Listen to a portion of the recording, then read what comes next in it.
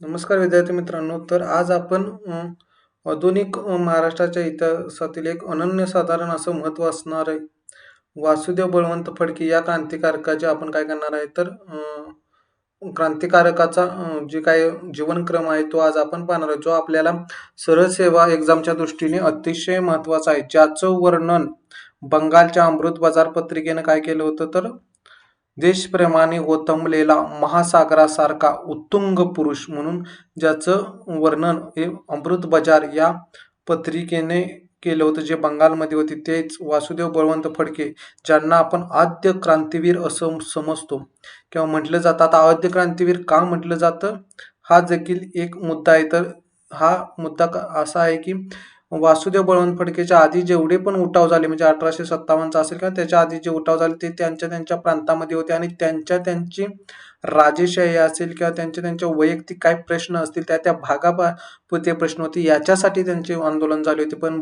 वासुदेव बळवंत फडके यांचं जे आंदोलन होतं ते पहिलं असं आंदोलन होतं जे देशाला स्वातंत्र्य मिळवून देण्यासाठी होतं, ते देशासाठी होतं, जनतेसाठी होतं. हे लक्षात घ्या की वासुदेव बळवंत फडकेच्या आधी किती आंदोलन झाली ती बघा, की ती त्या प्रदेशापुरती किंवा स्वतःचं राज्य आपण शाबूत ठेवण्यासाठी. आता झाशीची राणी असेल, तिने झाशीच्या राणींचा उठाव केला होता. तो कशासाठी केला होता तर तिची काय तर झाशी ही शाबूत राहण्यासाठी, झाशीवर इंग्रजांनी सत्ता स्थापन करू नये म्हणून तिने उठाव केला होता. आणि वासुदेव बळवंत फडकेचं तसं नव्हतं. वासुदेव बळवंत फडकेंनी जो उठाव केला तो देशासाठी होता, म्हणून त्यांना आपण आद्य क्रांतीवीर म्हणतो. तर आपण वासुदेव बळवंत फडके यांच्याविषयी थोडक्यात माहिती घेणार आहोत. तर आपण पाहूया की भारतीय स्वातंत्र्य चळवळीमध्ये आद्य क्रांतिकारक म्हणून वासुदेव बळवंत फडके यांना ओळखले जाते. त्यांना का ओळखले जाते हे आता आपण थोडक्यात पाहिलं आहे. त्याचबरोबर ब्रिटिशांच्या विरोधातील त्यांचा उठाव महत्त्वपूर्ण म्हणून ओळखला जातो. 1857च्या स्वातंत्र्य युद्धानंतर इंग्रज विरोधात जो पहिला सशस्त्र उठाव झाला तो वासुदेव बळवंत फडके यांचा 1857 माहिती आपल्याला सशस्त्र उठाव झाला होता. 1857च्या उठावा हा महाराष्ट्रामध्ये पण झाला होता, पण त्याच्यापेक्षा जास्त तो उत्तर भारतामध्ये खूप मोठ्या प्रमाणामध्ये झाला होता. आणि त्या 1857 नंतर वासुदेव बळवंत फडके यांचा पहिला सशस्त्र उठाव या देशामध्ये झाला होता. आता 1857चा जरी उठाव आपण घेतलं तर ते त्या त्या राज्यापुरतं होतं, म्हणजे झाशीच्या राणीचं आपण बघितलं. त्याचबरोबर पेशवा नानासाहेबांचं देखील तसं होतं. त्यांचं जे पेशवाई गेली होती ती पेशवाई परत मिळवण्यासाठी त्यांचा तो लढा होता. परंतु वासुदेव बळवंत फडकेंचं असं नव्हतं. वासुदेव बळवंत फडकेंनी जो लढा उभारलेला होता तो देशासाठी होता. तो देशाला स्वातंत्र्य मिळवून देण्यासाठी होता. त्यामुळेच त्यांना आद्य क्रांतिकारकच म्हटलं जातं. त्याचबरोबर पुढे पाहूया वासुदेव बळवंत फडके यांचा जन्म. आता हे जन्म महत्वाचा आहे. जन्म लक्षात ठेवा की 4 नोव्हेंबर 1845 ला कुलाबा जिल्ह्यातील शिरढोण येथे झाला. आता हा एक कुलाबा जिल्हा 1 जानेवारी 1881 ला कुलाबा जिल्ह्याचं नाव बदलून रायगड जिल्हा करण्यात आलं. हे लक्षात ठेवा. आपण एक व्हिडिओ बनवला आहे की जिल्ह्यांची नावं बदलली किंवा जिल्ह्यांचे जे विभाजन झालं त्याच्यावर, तो पहा, म्हणजे तुम्हाला समजेल की कुलाबा हे रायगडचं नाव होतं. 1 जानेवारी 1981 ला त्याचं नाव बदलून रायगड करण्यात आलं कुलाबाचं. आणि त्या कुलाबामध्ये शिरढोण हे गाव काय होतं तर जन्मगाव होतं वासुदेव बळवंत फडके. त्यामधील काय तर मध्यमवर्गीय कुटुंबात त्यांचा जन्म झाला होता. पेशवाईत पनवेल जवळील जो कर्नाळ किल्ला होता ना, आता किल्ला पण लक्षात ठेवा की कर्नाळ किल्ला कुठे होता किंवा आहे, रायगडमध्ये कर्नाळा किल्ला आहे. आणि त्या किल्ल्याची काय किल्लेदारी फडके यांच्या घराण्यात होती. त्यांना सुभेदारी फडके म्हणून देखील ओळखलं जात होतं. कारण का तर कर्नाळा किल्ला जो रायगडमध्ये आहे त्याच्या किल्ल्याची किल्लेदारी फडकेंकडे होती, म्हणूनच त्यांना सुभेदार फडके म्हटलं जात होतं.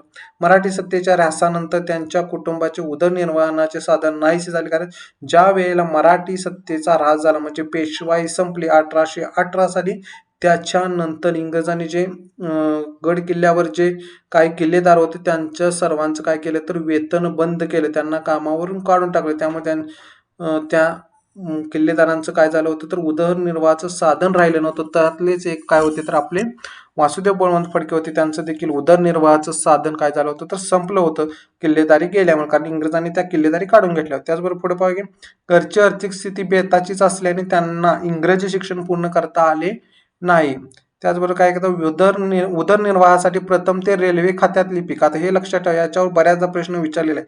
तर उदरनिर्वाहासाठी काय तर ते पहिल्यांदा कशात होते, रेल्वे खात्यात लिपिक म्हणून कामाला लागले होते. आणि त्यानंतर दुसऱ्यांदा तेथून त्यांनी राजीनामा दिला किंवा नंतर किंवा तेथून त्यांनी ती काम सोडल्यानंतर महत्वाचं आहे की लष्करी खात्यातील लेखा विभागात त्यांनी नोकरी केली होती. म्हणजे 2 ठिकाणी वासुदेव बळवंत फडके यांनी आधी नोकरी केली होती. एक केली होती रेल्वे खात्यात लिपिक म्हणून आणि दुसऱ्या वेळेला केली होती लष्करी खात्यात लेखा विभागात ती काय होती तर नोकरी होती. त्याचबरोबर इंग्रज अधिकाऱ्यांकडून त्यांना काय तर होत होती अपमानास्पद वागणूक मिळत होती आणि या नोकरीमुळे म्हणजे ही जी नोकरी होती त्यांची त्यामुळेच काय झालं होतं लष्करी विभागातली नोकरीला होती त्यावेळेला त्यावेळेची गोष्ट आहे की नोकरीमुळे काय तर आईच्या अंत्यविधीसाठी त्यांची आई वारल्यानंतर त्याच्या अंत्यविधीला ते काय तर पोचू शकले नाहीत हे लक्षात ठेवा. हेच मुख्य कारण होतं की त्यांनी इंग्रजांविरुद्ध एवढा मोठा उठाव केला. आईच्या अंत्यविधीला पोचू शकले नाही त्याची खंत त्यांच्या मनामध्ये होती आणि म्हणून त्यांनी इंग्रजांविरुद्ध लढा उभारण्याचं एक महत्वाचं कारण हे देखील आहे की आईच्या अंत्यविधीला ते पोहोचू शकले नाहीत.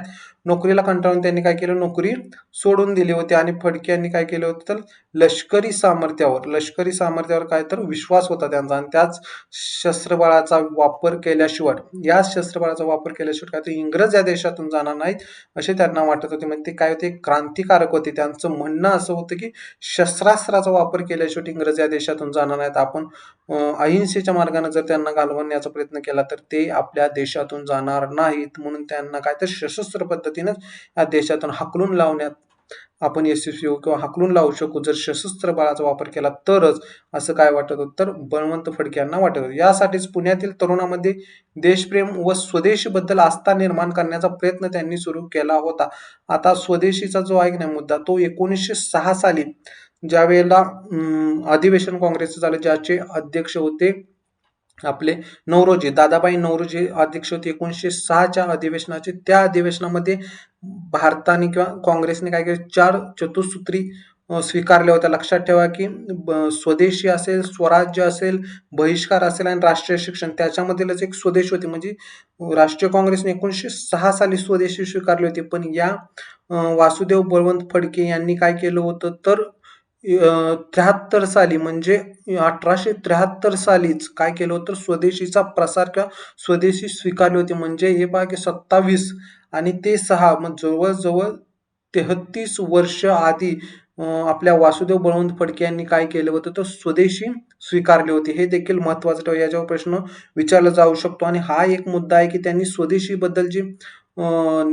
स्वदेशीचं जे स्वीकार केला होता ते कोणामुळे केला होता तर तो ग.वा. जोशी यांच्यामुळे केला. कारण ग.वा. जोशी यांनी सुद्धा 1872 साली काय केलं होतं स्वदेशीचा स्वीकार केला होता. हे लक्षात ठेवा. ग.वा. जोशी यांनी 1872 ला स्वदेशीचा स्वीकार केला आणि वासुदेव बळवंत फडके यांनी 1873 ला स्वदेशीचा स्वीकार केला.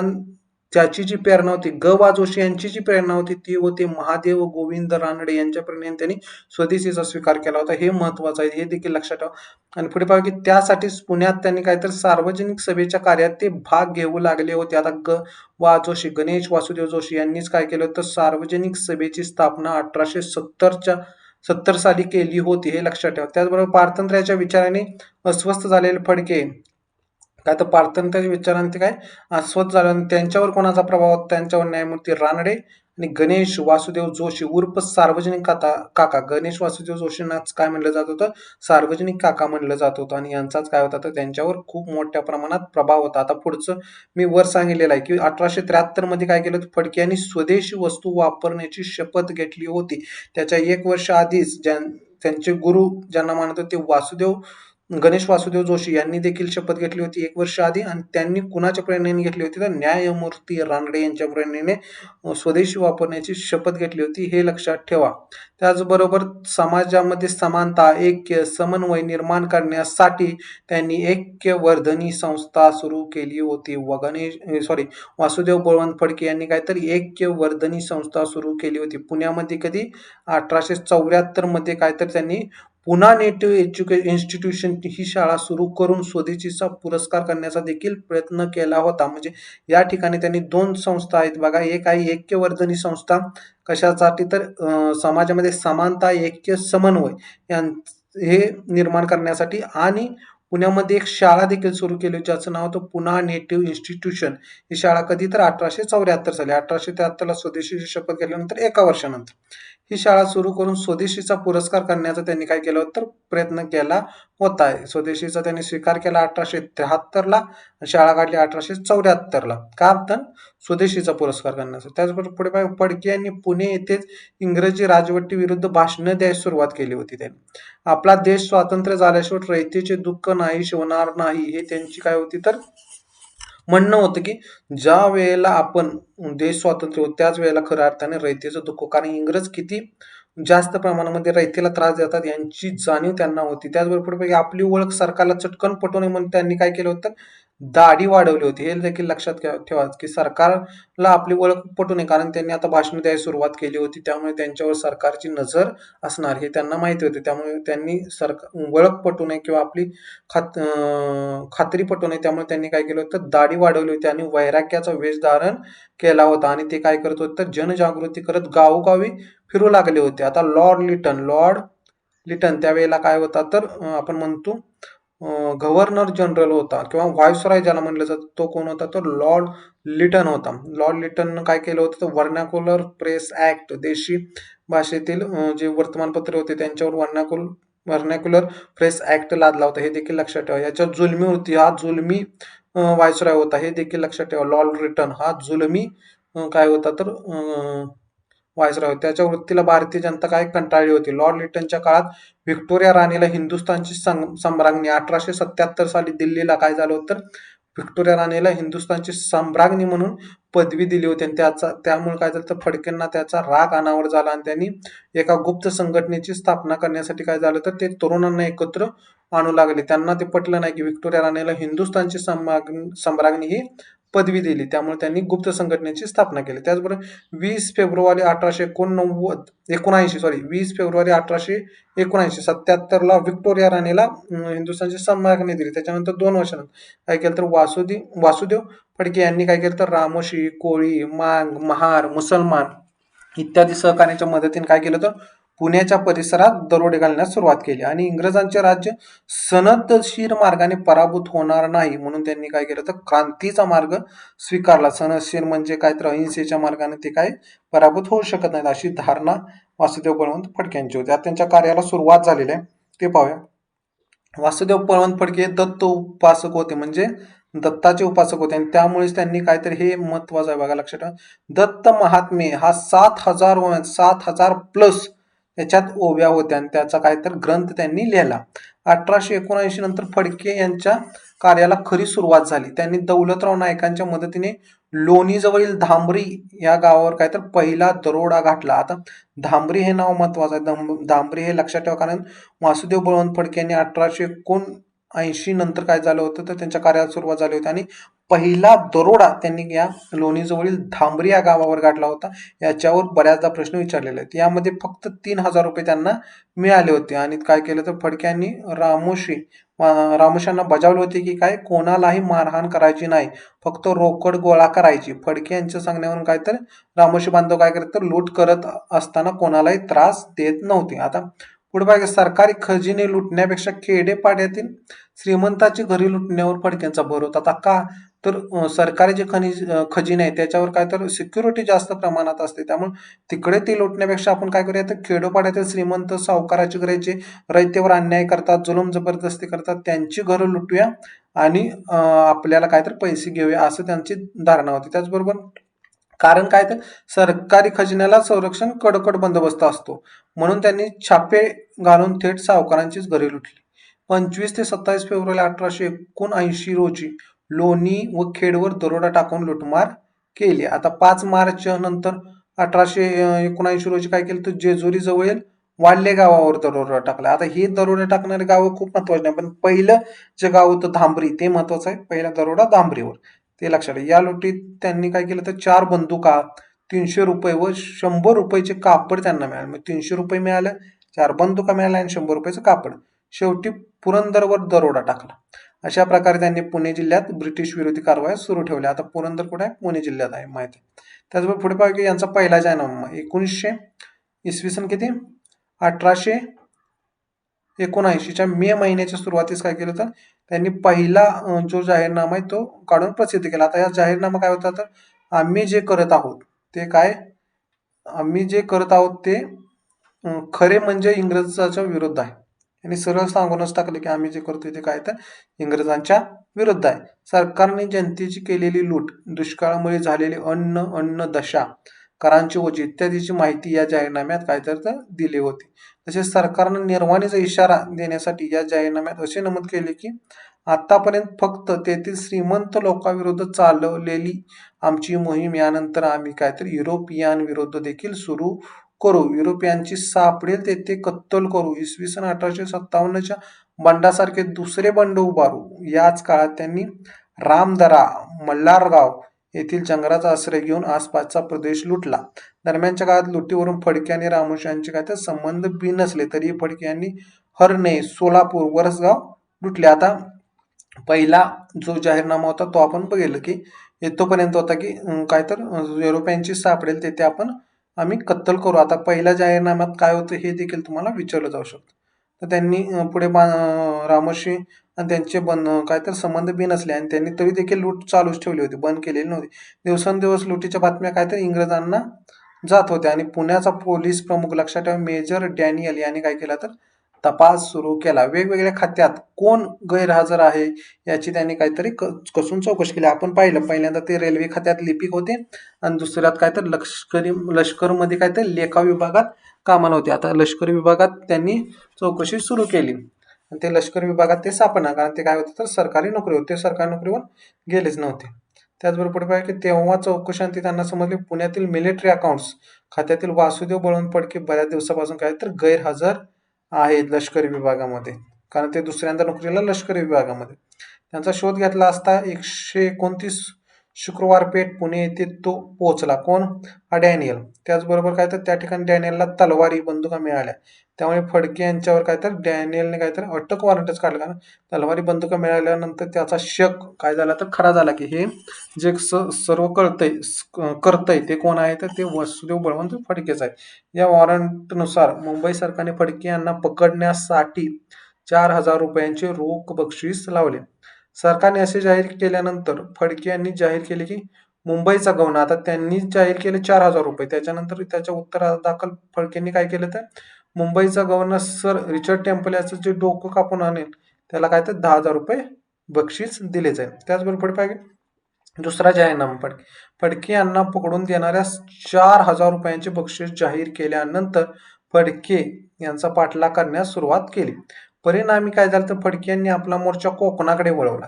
आता पुणे भागात सुरुवातीला माहिती आपल्याला पुणे भागात त्यांनी खूप लुटालूट केली. त्यांनी काय केलं तर आता पुणे सोडलं आणि इकडं कोकणाला वळले ते. या ठिकाणी कोकणातील शेतकऱ्यांना आपल्या विश्वासात घेऊन आसपासच्या भागावर काय तर दाढी टाकण्यास सुरुवात केली. देशात लहान लहान उठाव केले तर डाक बंद होतील, रेल्वे बंद होतील, संदेश यंत्रणा बंद पडेल. त्यामुळे इंग्रजांना हकलून देण्याचा आपला हा हेतू कायवर साध्य होईल असे फडके यांना वाटत होते.